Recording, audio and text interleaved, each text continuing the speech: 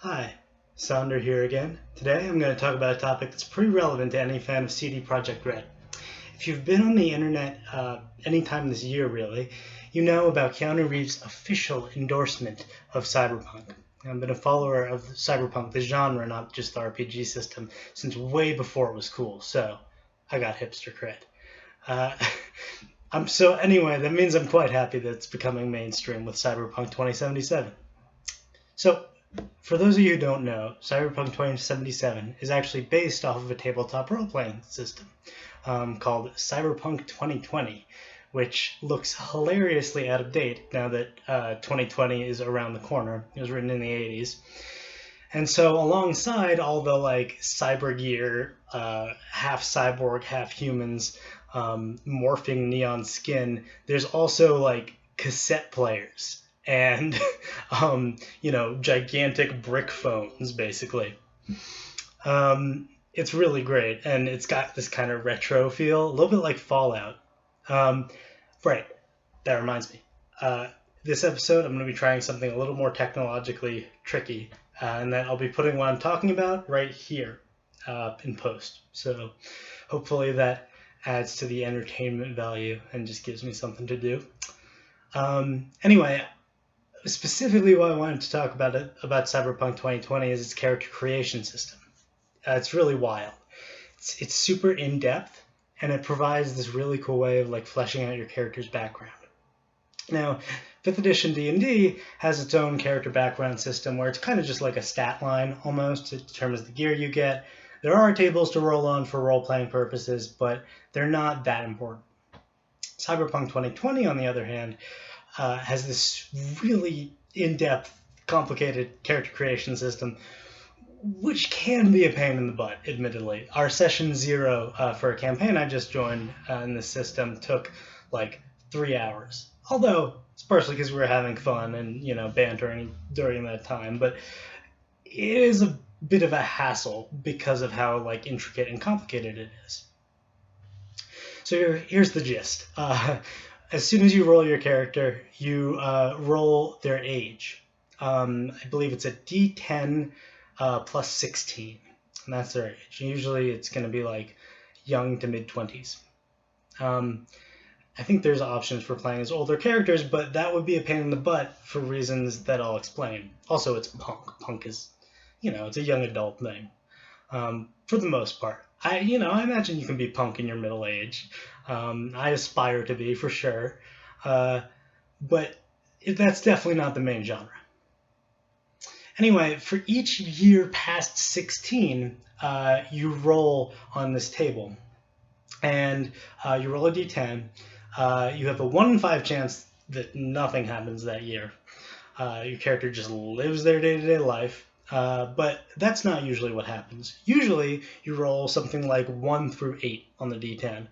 And in that case, you go to either successes and failures, or relationships, or I think betrayals and friendships. And there are all these different big categories where it kind of provides this huge overarching life story for your character.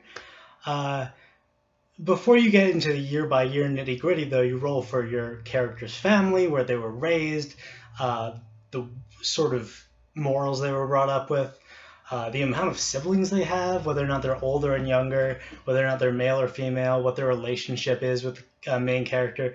You can start to see how it might take a while to get all this done and on paper. But the system does make it fairly quick.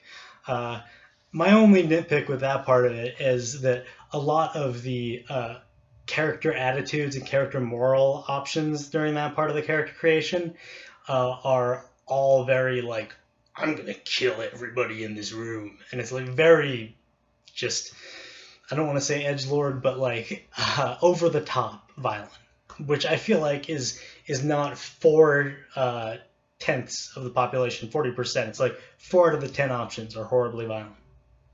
Whatever.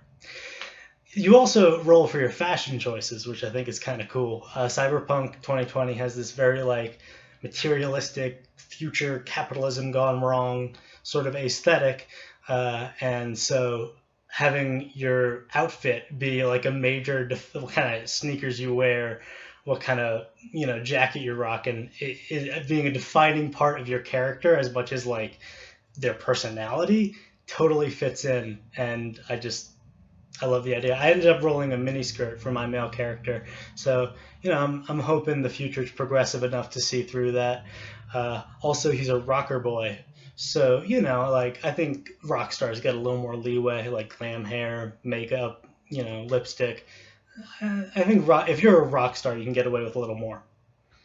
Anyway, enough about that. The year by year stuff is, I think, what's really interesting. Most systems do have a way to roll for like your personality and how you got into the adventuring life. But the year by year thing, I think, is what makes Cyberpunk special. And there are, I believe, 3 broad categories of events that can happen to you.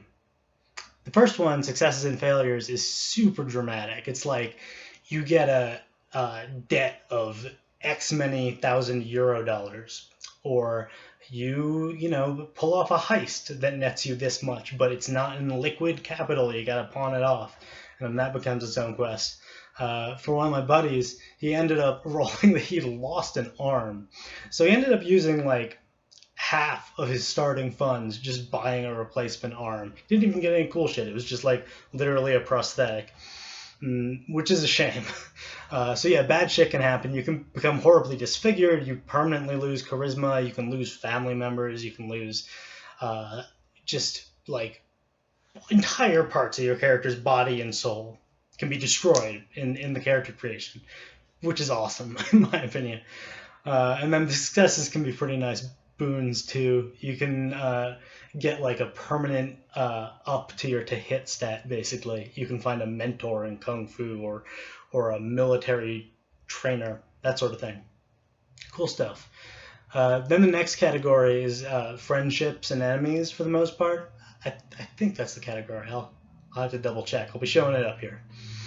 But the gist is you talk about like the allies you make, the connections you make. Sometimes they're just like business partners, corporate connections. Sometimes they're like pool hall buddies. Sometimes they're, the girls you talk to at a salon, whatever. And as for enemies, I think are a little more interesting in that they'll often tie into your family backstory. It'll be like, oh, either an ex-lover or a brother or a sister or a parent, or just someone who's really close to you ends up betraying you over this serious conflict of interest, and then you roll on a separate table to see what the conflict of interest is. It's really cool. It takes a while, and keep in mind you're doing this for like every year past 16. Here it's 22, you're doing this 8 times, and it branches off into different tables for each decision point, I suppose. Just to give more details to that part of the backstory, which again, fucking awesome, takes a while. Pardon my French. I think in the dark future, you can drop the F-bomb as much as you want, and I'm just getting in character. Anyway, the third category is also pretty cool. It's like relationships, romantic ones usually. And there's an option which is just, have casual one-night stands, go clubbing for a year, that sort of thing. Usually it tries to give your character a reason for why they're not pursuing a serious relationship. With any of these, you can kind of veto it, because I could see a lot of characters just not being interested in romance particularly. But it definitely adds texture to the character to have exes or current relationships that they want to go back to. If you've ever been a DM, though, you know that any potential connections are immediate fodder for dramatic tension. If your character has a family, the DM's going to immediately, depending on the type of DM, if you're a dick like me, you'll do this. You'll immediately threaten their in-game family and be like, oh, sorry, you got to go back to this village because your family's in danger.